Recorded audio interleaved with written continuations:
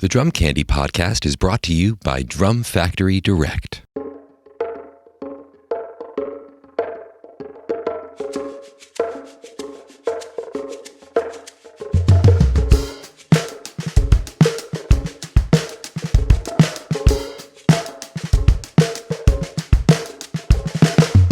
Well, what is up, everyone? We are back. I think I remember how to do this. Welcome into the Drum Candy Podcast. We are kicking off Season 5 with Episode 1 here today.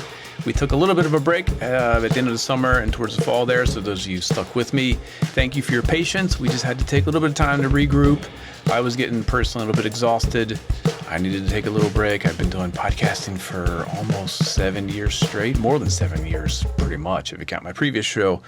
So I feel like I was getting a tiny little bit burned out on it, not because of I didn't love to do it. It was just a lot of work, and we have a lot of other stuff going on. So anyway, long story short, we're back. I'm getting the show back to its original concept, which is more of a variety show with interviews and gear stuff, and we go through the warehouse and pick some things you might want to check out over at Drum Factory Direct. So we're back, and we are going to kick off this first episode of the season with, it seems to be a fan favorite, our 10 Reasons to Love. We have a two-parter, and we'll do the first part of Elvin Jones. But before we get to that, definitely have to give a huge shout out to our intro beat provider, Simon Treasure over in the UK. He's actually sent in 2 beats. I think we're going to run with this one for a while because this one is super cool. A little bit about what he did. The concept was to build a groove around a set of bongos that I recently acquired, aiming to use them in an atypical way.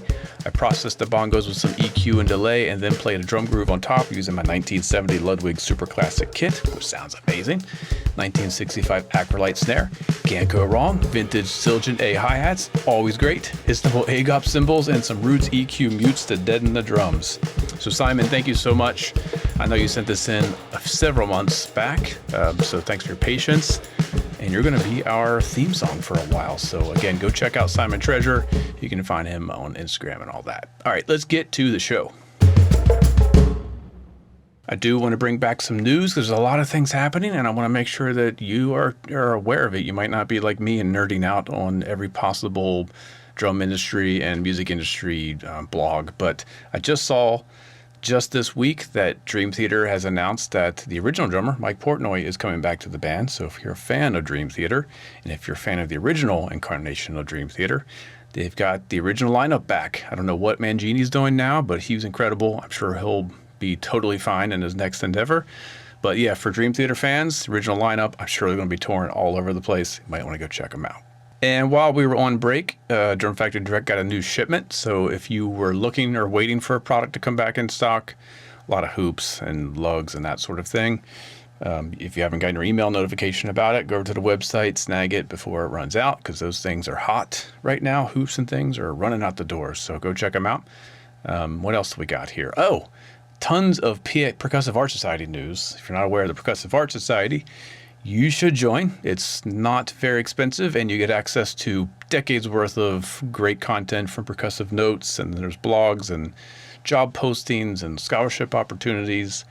It gives you access to PASIC if you want to go, which is coming up in 2 weeks from now, a week and a half when this episode comes out. DFD will be there. We do have a booth. We will have some things for sale, practice pads and some heads and some other things. And what else? PAS, yes. I was recently elected the president of the Pennsylvania chapter of PAS, which I'm super excited. And along with me, we have Nick Costa over in Philadelphia. We have Sean Kennedy over in the Philadelphia area. And also from Drum Factory Direct, Maya Willie. So that is our cabinet for the Pennsylvania chapter. I'm president, Nick is vice president, Sean is secretary, and Maya is treasurer. So if you're in Pennsylvania, again, make sure you join, and you'll see a whole bunch of activities coming up. Especially, we have a Facebook page. Not that anyone really loves Facebook anymore, but that's our only actual outlet, official outlet. So go follow the Pennsylvania chapter Facebook page if you want to see what we're up to. Also, Percussive Art Society just produced a pilot issue of its first drum set magazine, an actual print magazine, which I had the good honor of helping them create. We are selling the magazine at Drum Factory Direct, and a lot of there's drum shops kind of scattered throughout the U.S. that bought a box that they're selling. They will be for sale at PASIC. So if you want a copy and you're not anywhere near a drum shop that has them, we have them over at Drum Factory Direct. Super cool. We've got Pocket Queen on the cover. Obed Calvary is inside feature. Connor Dennis inside feature. We have an archived Max Roach interview that was only available to Percussive Art Society members for decades. We have a lesson, a transcription of Max Roach stuff. Tons of cool content. So go check out Drum Set Magazine by the Percussive Art Society. All right, last little bit of news before we get to the meat of the show. There's a bunch of cool records that I saw came out. First of all, New Rolling Stones, Hackney Diamonds, Steve Jordan on drums. It sounds freaking killer. I don't know how these guys do it, but they still sound modern and cool, and they're rocking. So check out that record to hear Steve Jordan really kind of embracing that role with the Rolling Stones. My favorite band, Wilco, just put out a new record, Cousins, with Glenn Cochi on drums. Check that out. The amazing jazz drummer Allison Miller put out a record called Rivers in Our Veins. Go check that out. And then lastly, John Scofield just put out a new trio record. He's going under Uncle John's Band is the name of the record. That's with the amazing Bill Stewart on drums. So there's a handful of records to go check out. All right, let's get to the main section of this episode. I have my good friends and personal drum heroes, David Throckmorton and Thomas Wendt, back here in the studio. This time we are doing 10 Reasons to Love Elvin Jones. And what I'm doing is I'm going to divide it in half. So we'll get half the choices this episode. The remainder of the choices will be in the next episode. And then we will post the full segment as its own separate thing over on the Drum Factory Direct YouTube channel several weeks from now. So if you're not subscribing to that channel, make sure you do so. All right, so 10 Reasons to Love Elvin Jones. Spoiler alert, he's mine and Throck's personal pick for the all-time greatest drummer of all time. Tom is pretty much there with us, so we're a bit reverent in this episode. But yeah, it's a lot of great music, so let's just get right to it. 10 Reasons, the first 5 of 10 Reasons to Love Elvin Jones. So we've arrived at Elvin Jones. Yeah, man. It's like we waited almost too long, but... Man, you gotta say something. Just to jump in real quick, for anyone who's new to the show and hasn't been following this series, this is David Throckmorton, legendary drummer here in the Pittsburgh area.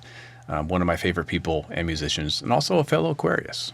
You gotta save some of these titans. You can't do them all at once. Right. And this is actually 10 plus 1 reasons to love Elvin Jones, because Tom, you threw in an early session. I think we should just go right away into this sucker. Yes, let's do it. And this is Thomas Wendt, amazing drummer here in Pittsburgh, and also a professor of jazz history and drum set at Duquesne University. So, Elvin was, of course, from Pontiac, Michigan, right outside Detroit, and the early part of his career was in Detroit, playing at classic clubs like the Bluebird Lounge, among many others. And he made his first records were made in Detroit. I think the first session he did was in 1952 with Kenny Burrell. This is also from 1952. This is just sort of a fun record to listen to.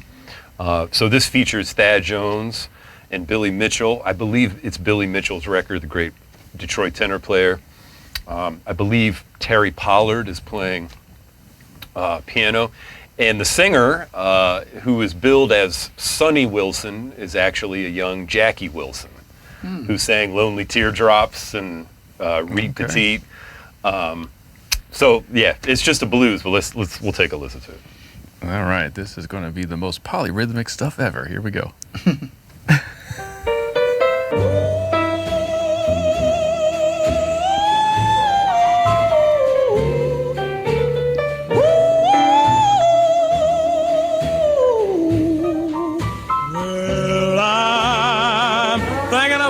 You, baby, although you're so far away.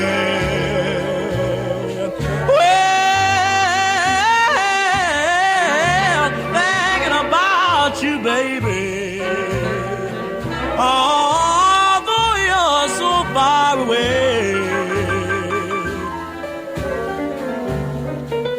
Well, I hope you'll understand it, baby. Some of these are rainy days.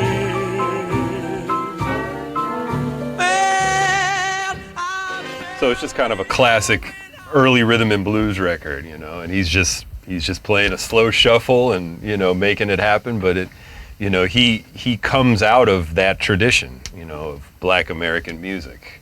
Mm-hmm. And people, we all love to talk about all of his innovations, of course, which are amazing. But he was a very good drummer. He could take care of business with all kind of different bands, from a young age. And he was also he played timpani when he was in the Army, so he was he's a lot more sort of schooled than some people might think, even though he was so unique and unorthodox in many ways. He was also he was a pretty studied drummer. Was he the youngest in his family? Was he yes. the baby? So, so who was all his musical siblings? Hank, the great Pianist. Hank Jones on piano, and Thad Jones, the trumpet and cornet player. And, I mean, it's kind of amazing that all three of them are very essential to jazz. Yeah. Hank is like the dean of jazz pianists, and modern big band music would not be what it is without Thad. It just wouldn't. So it's kind of amazing that all three of them made these incredible contributions to the they're music. all really different, Very different. And there's only a handful of records that all three of them are on together, which is they're kind of fun to hear. So I didn't choose any of those for this. What year was that again? 1952. 1952. So what was happening in jazz music in 1952? Well, that was sort of a little slightly in between period between sort of bebop and hard bop, between cool and avant-garde. All these titles are, in some ways sort of silly, but the early 50s is interesting, because by that time, Charlie Parker had totally influenced everybody. Right. But there was also people like Lenny Tristano, who we talked about in the other episode. Mm-hmm. The whole idea of cool jazz was starting to form, and then you had the beginning of third stream, like the Modern Jazz Quartet, and then you had the early rhythm and blues, which started really in the 40s, but by the early 50s, that was a huge part of the Black American music market. By that time, it had sort of begun to overtake jazz a little bit as far as record sales go. It's cool to hear his roots, and it reminded me of that documentary, The Different Drummer, is that what it's called? Yeah. Where he goes back to his church and is like, that's where all of it comes from. Oh, yeah, Just absolutely. You can see it all.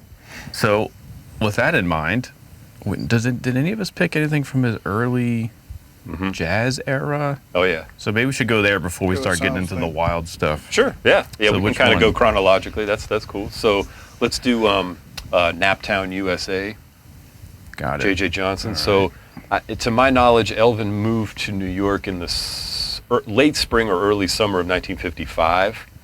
The first record he made in New York, to my knowledge, is that very interesting record date on Debut with Miles and Britt Woodman and Teddy Charles and Mingus, where they do Alone Together and Nature Boy. It's very interesting. I was going to choose something off that, but the drums are not recorded great on it.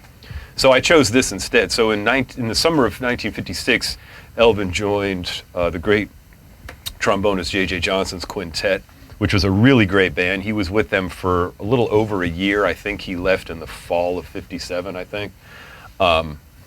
And just great swinging straight ahead sort of bebop type stuff. The reason I picked this, we're going to hear the 8-bar exchanges. This is rhythm changes, I believe. Naptown, USA, JJ's tune, written for his hometown of Indianapolis. And let's listen to it, and then we'll kind of talk about what he's doing. All right, here we go.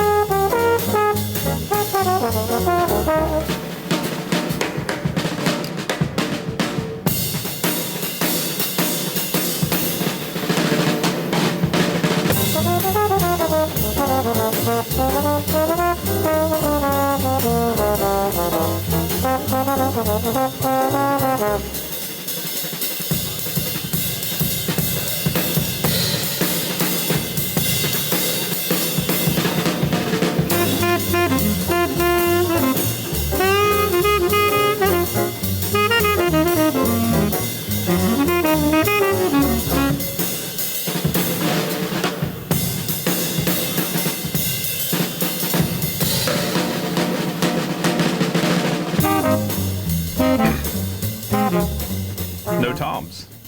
That was all snare drum, wasn't it? Yeah, Sorry, it's not rhythm changes. My fault. that's all good. My age is. Sorry, man. Turned into an old guy. So for me, it's interesting to hear. I love these early JJ records. He's on several, and they're great records. It's a great band, and to me, that's obviously Elvin, but his style, his mature style, is not there yet. Yeah. You can sort of hear him playing a lot of the jazz drumming language, or at least some of it. He's doing it in his own way. I mean, that cymbal beat, and you can sort of hear that his phrasing is starting to It's to happen. the beginning of it, kind of. Yeah. So it's interesting because for me, listening to his evolution is really fun. Listening to these records, listening to like Sonny Rollins at the Vanguard from the fall of '57. That's sort of like when it's getting closer, and then you hear like the Coltrane at the Vanguard in November of '61, and it's like that's sort of when it's sort of like there's the whole picture, So it's he's swinging, and it's great cymbal beat. And What year was that again? July of '56. And then when was the first one? 52. So 5 years. Interesting. Yeah, roughly 4 maybe. 4 years. 4 and change. And then 4 years later from that, he's Elvin Jones that we... Pretty much. Yeah. That's pretty remarkable. It is. But it's sort of cool. I love hearing that development. It's really interesting and informative, just as a drummer, to hear how somebody kind of figures their thing out. The Sonny Rollins at the Vanguard is really fun. I didn't pick anything off that. Same, I love that one. But that, if those of you who might be checking this out, if you're new to Elvin, check that out, because it's almost to my mind, on that record, his style is at about 85% developed. It's really interesting, really interesting. I wonder because he talked about in that documentary how like he got a reputation for being hard to play with. I didn't hear any of that in this. So when did that become like a thing? That's a good question. I don't know. I don't know. I mean, I think. I mean, who knows? I guess maybe that. My guess is probably as he started really developing that style that we know is Elvin. We associate with Train and all the other stuff. I mean, I don't know, man. A lot of stuff even later. Like I don't think he sounds like he'd be hard to play with. Yeah. I mean, I understand why somebody might think that they hear all the solo vocabulary and all the stuff that we associate with Elvin, but I always think it feels good. Mm-hmm. Totally. Yeah, I'm not sure who. I mean, it's so inspiring. How can you not be excited when you hear that? I mean, I could see maybe like it's too strong of a voice for somebody's idea what their music is. Like maybe they want something to just to be part of the band and not. I totally and not be like this statement. I totally understand Because Elvin that. definitely has a. Oh yeah. It's like here it is. This is what I do. He has a very strong musical personality. Yeah. There's what I'm sure you guys have seen it. He's sitting in with the Ellington band or something. Oh yeah. I don't think I've seen that. And it's Two drummers. Yeah, Sam's in the band, right? It's not Sam. It's not Sam? It's not. No, I'm pretty sure it's not. I can't remember, but it's a very very interesting video. You haven't seen that? No. Oh man, I will. Though. It's like very Elvin's interesting. the guest drummer, and it's like what is happening? Like I wouldn't even say it's good. It's not even close to good. It's like it's what very is it's weird. Yeah, interesting. Yeah. I could see that getting him a reputation. Like, whoa, what just happened? Yeah. But I love it. So, should we keep going in order, or do we Do jump? you have more early stuff? Yeah, I have one more. I Okay, think. what's the next? Let's do Verdandi. Okay. So, this kind of is a good. When this in the summer of '57, JJ's group did a European tour, and while they were over there, the rhythm section in that group, which was Tommy Flanagan, Wilbur Little on bass, and Elvin, they made a trio record called Overseas. And it's a great trio record. This is sort of when people talk about, the few people that talk about Elvin's brush playing, when they talk about it, this is one of the records. And so this was sort of a drum feature, and it would be for Tommy Flanagan's trio kind of for the rest of his career. The tune is called Verdandi, which I'm not exactly sure what it's named for. There was a Hotel Verdandi in Oslo, but it also it's a term that means something. I'm not sure. But anyway, it's Elvin playing brushes, and we're going to hear the head into the the piano solo, there's a few little exchanges, but check it out and talk about it.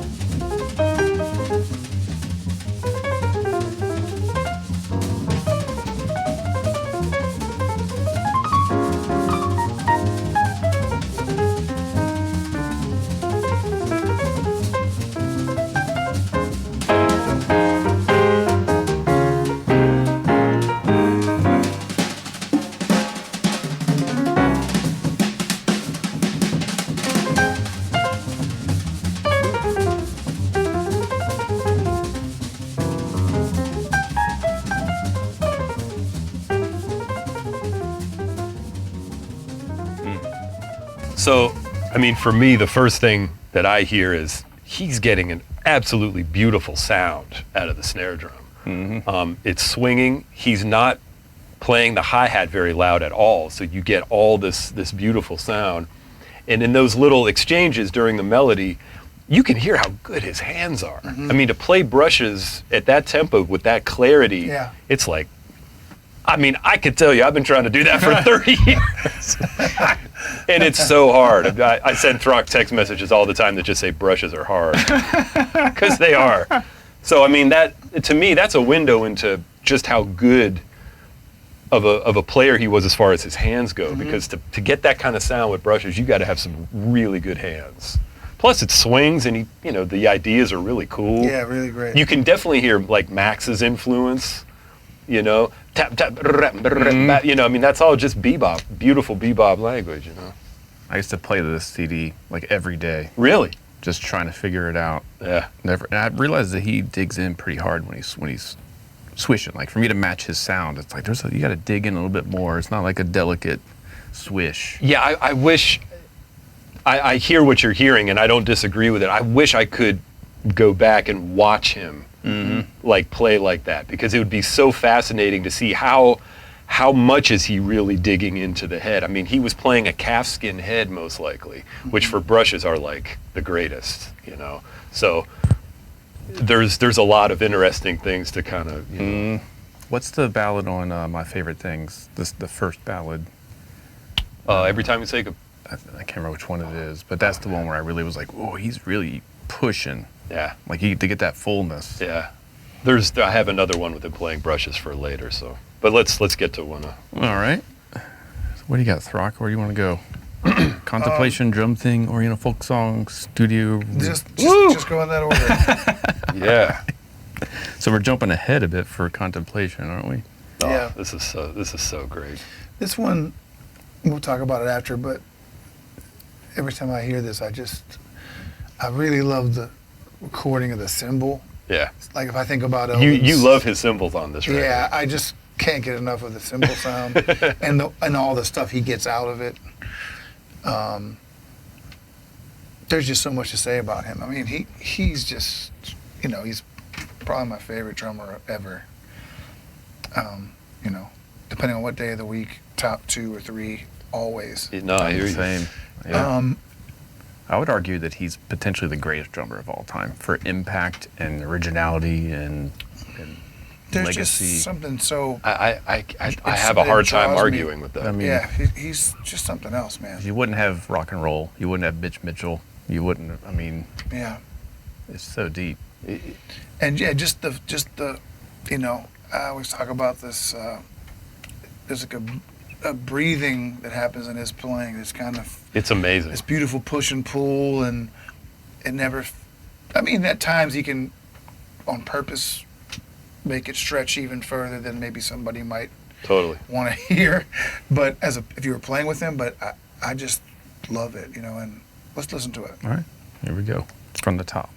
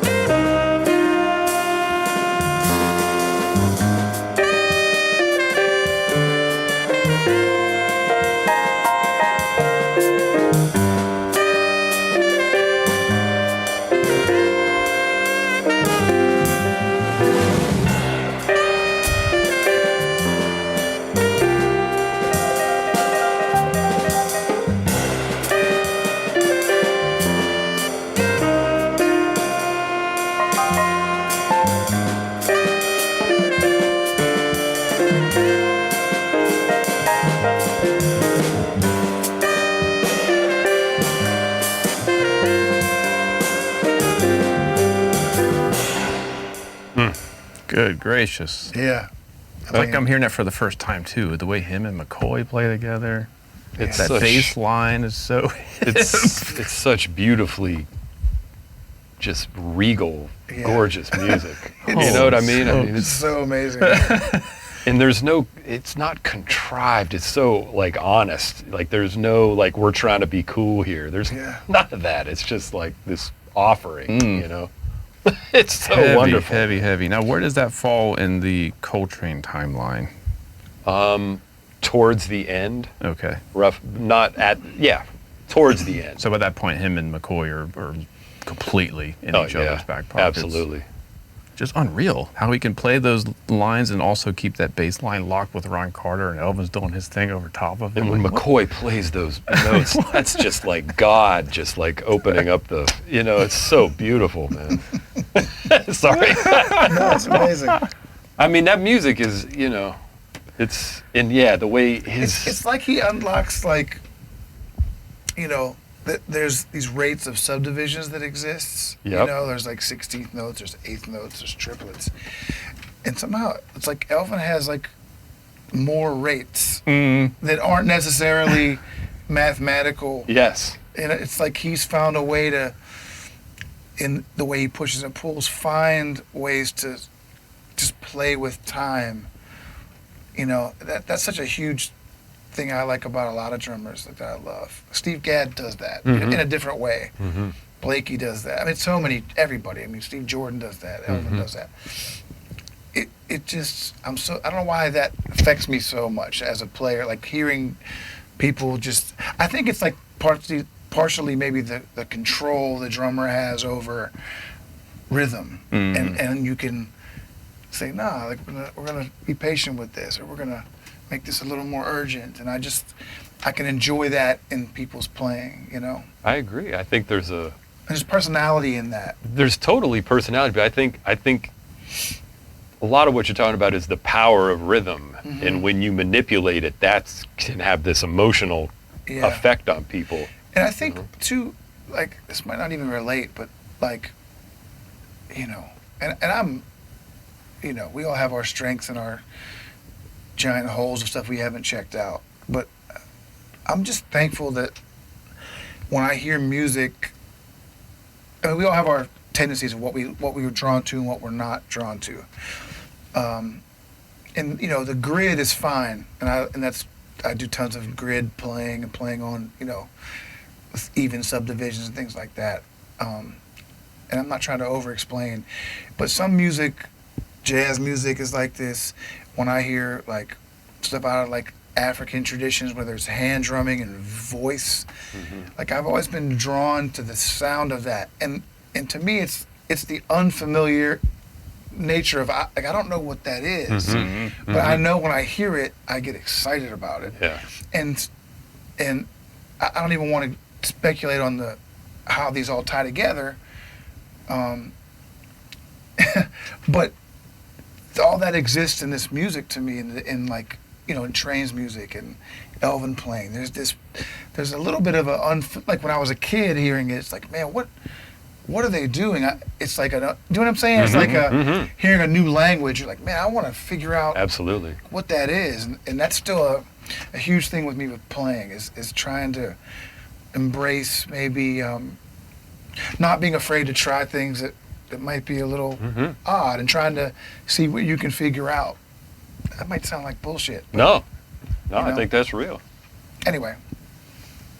All of that. I mean, yeah. All of that. Yeah, I hear it Afro-Cuban drumming. It's like, what is happening? There's that rip between triplets and sixteenths, and even within that, it's kind of like, what is this formula? What is happening? And sometimes I like if we're talking more traditional kind of hand drumming and stuff like that, whether it's Cuban music or like stuff like more African, like I almost don't want to know too much in a way, because it keeps the mystery more exciting for me. I always felt that way about Vinny. Yeah. I didn't want to know what he's doing. It's so overwhelmingly foreign and Wow, that's interesting. The band leader and alto saxophone is Steve Coleman. Yeah. He's someone for me, like I listen to a lot of his music, and it's like I almost don't want to know too much. Yeah. No, I totally get that. I like being like, man, I don't know what's going on, but you can kind of find some things you can relate to, and I could probably figure out a way to play with it. But I don't want to.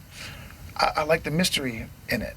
There's something about not analyzing things, and I think when you're a player, you're trying to learn. But I think, for me, like just hearing that clip, I mean, when Joe Henderson comes in with that melody, it's just like, it's and I just want to feel that because that makes my life better. You know what I mean? Yeah. And I don't want to be thinking like, ooh, he started on the E flat and then he played the tri. It's like, come on, man, it's music, enjoy it.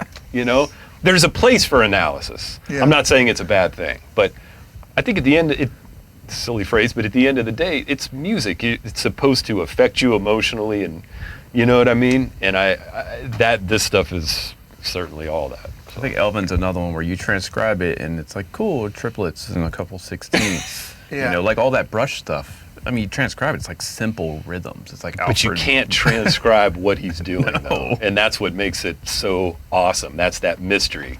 Yeah. You listen to it and you go, okay, he's doing this, but it just, like all great art, it just is what it is. Yeah. A million ways to play a triplet, right?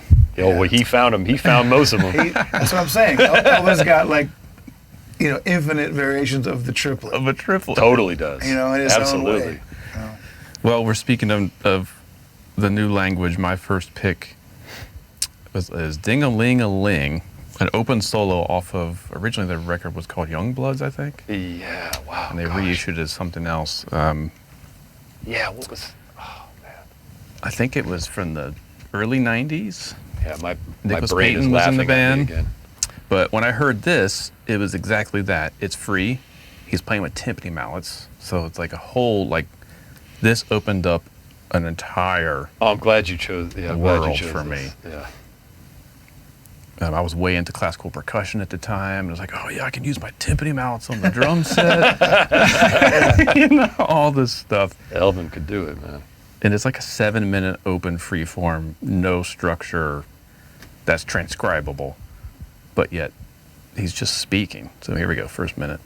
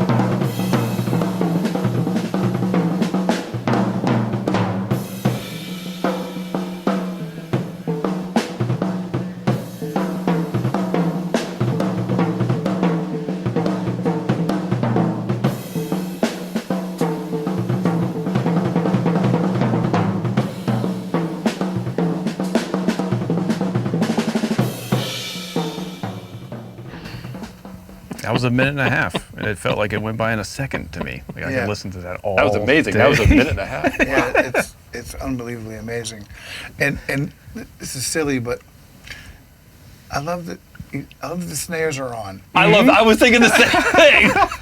Like 99 out of 100 drummers, or 999 out of 1,000, you play with my you're going to turn the snares off. I love it. Yeah. There's a tune that I picked off of a Joe Lovano record.